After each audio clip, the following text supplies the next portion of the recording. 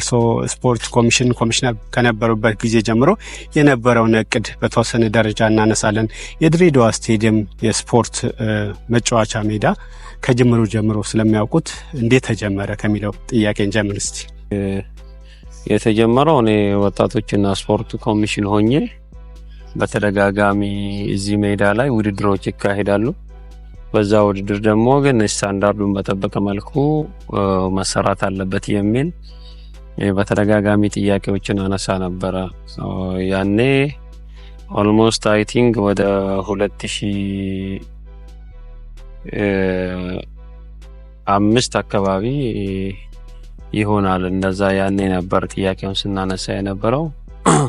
ከዛ በኋላ አቶ አደም ፋራ ስፖርት እዚህ የተጫወትን እየሰራን በጋራ ነበርና ቲሙ በጣም ደስ የሚለው እና ኢብራሂም ከንቲባ የነበረው በጋራ እየተጫወትን እያለ የሚለው ነገር በዛ መልክ ነውና በዛ መሰረት ያኔ እንግዲህ እውነት ለመነጋገር እዚሁ ኖርማል ሳል ነበረ ስንጫወት፣ ግን ፕሪሚየር ሊግን ጫወታ ስናካሄድ ክረምት ጊዜ ዝናብ ነው የሚመጣው፣ ሜዳው የጨቀየ ነው። ከዛ ውጪ በደንብ ምንም ሊያስተናግድ አይችልም። ከዛ መሰረት ምን እናርክ፣ አንደኛ ራሱን የቻለ ገቢን እንዲችል የዚህ ፊት ለፊቱ ላይ ከታንጋውን አፍርሰን ለምንድነው ስቴዲየም ነው ህንጻ ሰርተን ከጀርባ መልበሻና መቀየሪያ ያለው ስቶሪ ያለው ለምን አንሰራም የሚል ነበር። ሱቆቹን በተካተተ እሺ ተብሎ በዛ መልክ ያኔ ይሄንን እንድናፈርስ ስፖርት ኮሚሽን እያለው ይሄንን ማፍረስ ጀመር። ስናፈርሰው እዚህ የነበረው ፊት ለፊት ላይ ያነበረው ደግሞ ውበቱን እያጠፋ መጣ። ከዛ ጋራ ይሄንን ውበቱንም ሲያጠፋ እዛው ያው ጫወታ መሃል ነው ሁሌ አጀንዳ ማሲዘው በየካቢኔው ደጃፍ ላይ ሁሌ ለምናቸዋለሁ። እንዳውም ይሄ ስቴዲየም ሲጀመር ለምንድነው አንደርግራውንድ ላይ ቤዝመንት ማይኖረው የሚል ነበርውና በዛ መልኩ ወቅቱ ዓመተ ምህረቱ ጋር ታይዞ በዛን ጊዜ ያው 2005 በፊት ያው ዝም ብሎ እንሰራለን ብሎ እቅዶችም አውጥቶ ነበር። ያኔ 2005 የነበረው እነ ሱልጣን ነበሩ። ግን ምንም አይዲያው የነበረው ለማስራት እንሰራለን የሚልም አልነበረምና እኔ አሁን ሙሉ ለሙሉ በ2007 ከወጣቶችና ስፖርት አዚዛ ነፍሷን ይማራትና እሷ ጋር ነበርኩኝ። ከሷ ወደዚህ ወደ 2007 ላይ መጀመሪያ ወደ ስፖርት ኮሚሽን ስመጣ መዋቅሩን ማደራጀት ጀመርኩኝ። በአዲስ ስፖርቱን ማነካከት ጀመር። ከስፖርቱ በኋላ ደግሞ 2007 ላይ የመጀመሪያው የኦሎምፒክ ነበረ። 2006 ነው አካባቢ ላይ በቻይና ላይ ነው የሆነ ቤጂንግ ላይ 2008 ላይ ውድድር ሲደረግ ኢንቫይሮንመንቱ ሙቀት ነው፣ እኛ ሀገራችን ላይ ትራክ የለም ሲባል የመጀመሪያ ትራኩን ነው ያሰራ ነው። ከትራኩ በኋላ ትራኩን ደግሞ የኦሎምፒክ ማቴሪያል ያኔ ከኦሮሚያና ለኛ ነበር የታዘዘው፣ ግን ለኛ የራሳችን ስለወሰን ነው ሙሉ ለሙሉ ይሄንን ትራክ የሰራንበት ሁኔታ ነው ያለው። ትራኩን በሆላንድ ባለሙያዎች ነው የተሰራው። ስለዚህ ስታንዳርዱን የጠበቀው ፈርስት ሌየር ነው የሚባለው። ይሄ ደግሞ የኦሎምፒክ አንደኛ ደረጃ ነውና ከዚህ አንፃር ሙሉ ለሙሉ የተሰራበታል። ይሄ ከተሰራ በኋላ ይሄ ሜዳ ደግሞ ያምራል ብለን አጠቃላይ ከታንጋውን ከሙሉ ከጀርባው ነው ያለውን የከታንጋ እንዲሰራ አድርገናል። የከታንጋ ሳቀርብ ደግሞ በስንት መከራ ነበር። ርዝመቱ 120 ነው ህንጻው ወደ ጎኑና ወደ 42 አካባቢ የሚሆኑት ሱቆች አላቸው። G+3 ነው እንዲሰራ ያሰምነው። ይሄ ሙሉ ለሙሉ በዛ መልኩ ለኦፊሶች ለተለያዩ ነገሮችን እና አደም ፋራ ነው ኢብራሂም ነበረ በጋራ ይሄንን ሙሉ ሰርተናል። ከሰራም በኋላ እየታየ ያለ ይሄ ግሬሱ ሲጨምር ይሄ የነበረው ኩብር ትሪፕ ደብዛው ጠፋ። ደብዛው ሲጠፋ በቃ ከዛ በኋላ ያለው ነገር ላይ ሙሉ ለሙሉ ይሄንንም ለምን አንሰራም የሚል ጥያቄ አቀረብ። ይሄ ተሰራ። ይሄ ከተሰራ በኋላ ደግሞ ሚስማር ተራና ከታንጋና ምን ባቡሩና የኮቶን ትሪፕ ጋራ ታይዞ በሚስማር ተራ ምንላቸው እነሱም ሙሉ እንዲሰሩ ተደረገ። ቀስ በቀስ ያኔ እንዳውም ብዙ ጊዜ ተገምግመንበታል።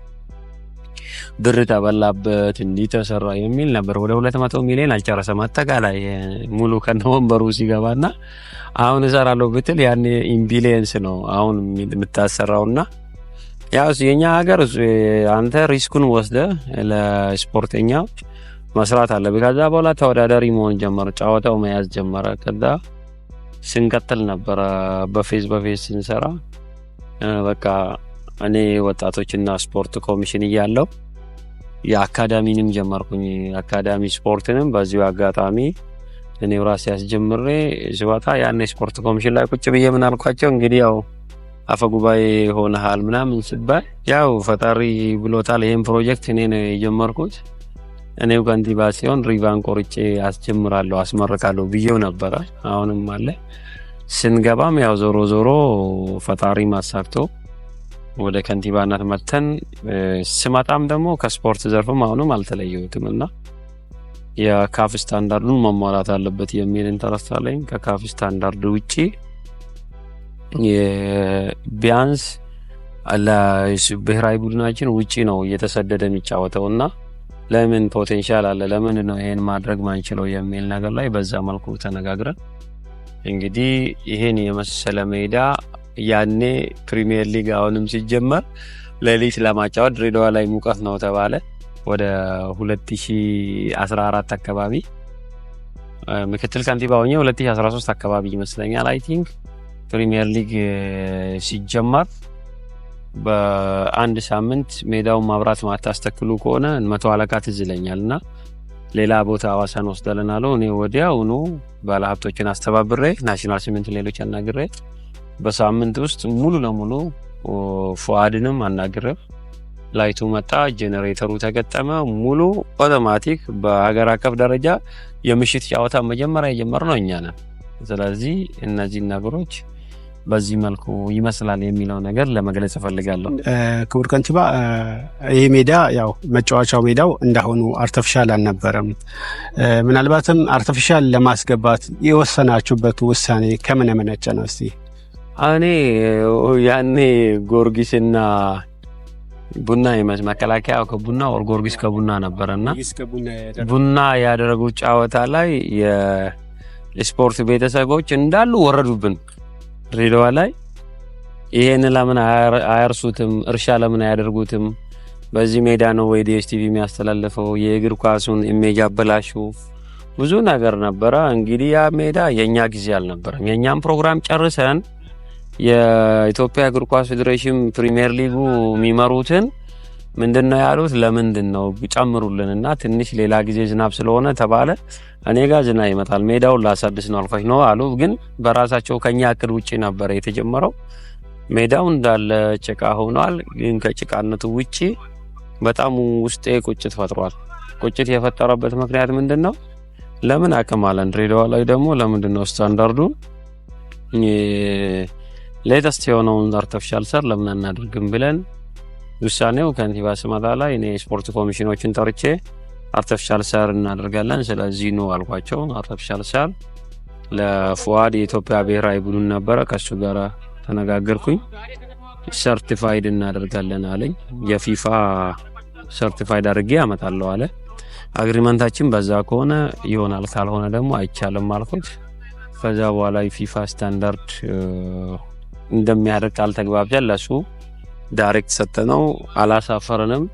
ፕሪሚየር ሊጉ ደግሞ የመጀመሪያው ውድድር ለመጀመር ሲፈልግ ገና ለፕሮግራሙ ምረቃቀን ዝናቡ ከአንድ ሰዓት በላይ ዘንቦ አያውቅም። አንደኛ ፈጣሪም ሊያሳያቸው ነው እንዴት አቅም እንዳለው። ከዛ በኋላ አንድ ነገር ኳስ ገብቶ ሲነጥሩ ምንም አይነት ነገር ኳሱ የሚያጫውቱበት ሁኔታ አለ።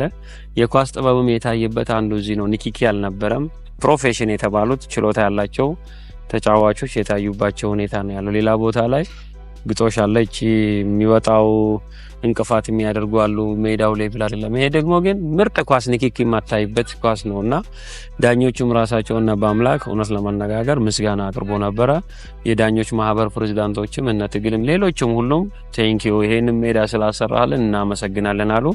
ከዛ ውጪ ኢሳያስም እግር ኳስ ፌዴሬሽንም በጣም ማገዝ አለብኝ የሚለው ነገር ላይ ኮሚትመንት ወስዶ እሱም ሲያግዘን ነበርና በመጀመሪያ ደረጃ እኛ ያው የታወቀ ነው የኢትዮጵያ ፕሪሚየር ሊግ ላይ ብዙ ጊዜ ተመልክታችኋል። የእግር ኳስ ሜዳ በጣም ችግር አለ እና ይህን ተመልክቶ የድሬዳዋ ስቴዲየም ከዚህ በፊት የድሬዳዋ ስቴዲየም ችግር እንዳለበት የሚጠቀስ ሜዳ ነበረ።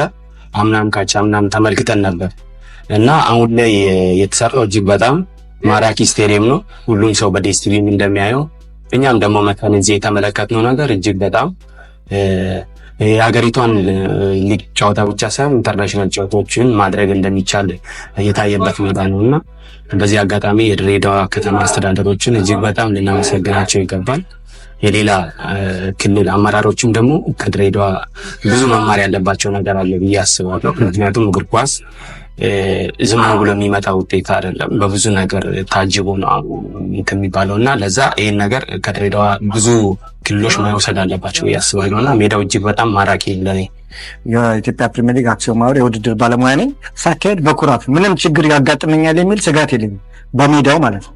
ከሜዳው አልፎ ደግሞ መልበሻ ቤቶቹ፣ ከመልበሻ ቤቶቹ ደግሞ የጥራታቸው የጨዋታው ሜዳ ጥራት፣ የመልበሻ ቤቶቹ ያለምንም ችግር ተጫዋቾቻቸው ገብተው ያለምንም ችግር ውድድሮቻቸውን ለማካሄድ መቻላቸው ይሄ ለድሬዳዋ አይደለም ለሀገር ለኢትዮጵያ ፕሪሚየር ሊግ አክሲዮን ማህበር ውድድሮች ብቻ አይደለም ለሀገር ለብሔራዊ ቡድኖቻችን ለታዳጊ ለሴቶቻችን ዋናው ቡድን ሲጫወት በቃ ምንም አስጨናቂ አስቸጋሪ ነገር የለም። በሜዳው ላይ ምንም የሚፈጠር ነገር የለም።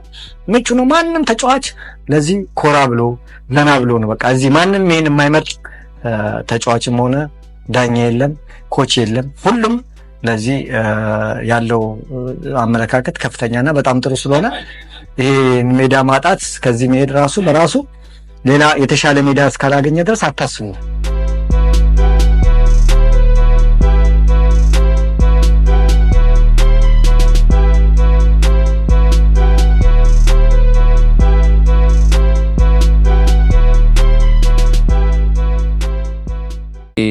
ይሄን ስናደርግ አርቲፊሻል ሳር ስናደርግ ሌላ ኢንተረስትም መጣ።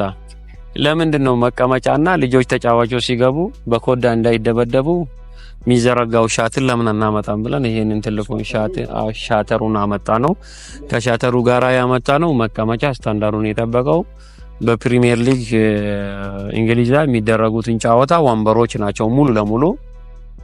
እነዚህን ሁሉ የተሰራበት ሁኔታም ስላለ ከዚህ አኳያ እነዚህ ማየት ይቻላል። የመልበሻ ክፍሎቹም ራሱ ሁሉም ነገር በጣም ጥራቱ በተሟላበት መልኩ መልበሻ ክፍሉ ኢቭን እዛ አካባቢ ላይ የማስቀመጫው ወንበሮቹ ሁሉም ፕሪማች የሚያደርጉበትን ቦታ ሁሉ ነው አዘጋጅተን ያሟላ ነው። አሁን የሚቀረው ደግሞ የካፍ ስታንዳርድን መሟላት ያለባቸው ማቴሪያሎችን በቅርቡ አሁን እናሟላለን ብዬ ተስፋ አደርጋለሁ። እንደው የኢትዮጵያ ብሔራዊ ቡድን እዚህ መጥቶ ጨዋታም አድርጎ ነበርና ከዛ ከተመልካቹ እንዲሁም ከተሳታፊ ቡድኖች ያገኛችሁ ግባት ምን ይመስላል? ያው አይቷል እኮ እኛ ምንም ሰው ምስጋና ከሌለው ካልሆነ በስተቀር እንጂ የኢትዮጵያ ብሔራዊ ቡድን ባለፈው እኛ ሌሎችን አፍሪካ ጎረባችን ተርተን እዚህ ላይ የሲቲ ካፕ ብለን ያስተዳደሩን ያዘጋጀንበት ጫወታው ደጋፊው እንደዛ ሜዳ ሞልቶ ጥበብ በተሟላበት ሜዳው ኢትዮጵያ ብሔራዊ ቡድን 1-0 አሸንፎ የወጣበት ሜዳ ነበር። የኢትዮጵያ ብሔራዊ ቡድን የደጋፊዎች ማህበሮችንም በጣም ላመሰግናቸው ፈልጋለሁ። ይሄ ሜዳ ስለሰራህልን በኢትዮጵያ እግር ኳስ ብሔራዊ ቡድን እና በደጋፊዎቻችን ማህበር ብሎ እዚሁ ህዝቡ ፊት ማሊያ የብሔራዊ ቡድን ማሊያ ደጋፊ ማህበርና የኢትዮጵያ ብሔራዊ ቡድን ተጫዋቾች ያቀፈ ሽልማት የሰጡበት ሁኔታ ነበር ያለው። እንግዲህ እኛ ስራችንን ነው የሰራነው፣ ግዴታ አለብን።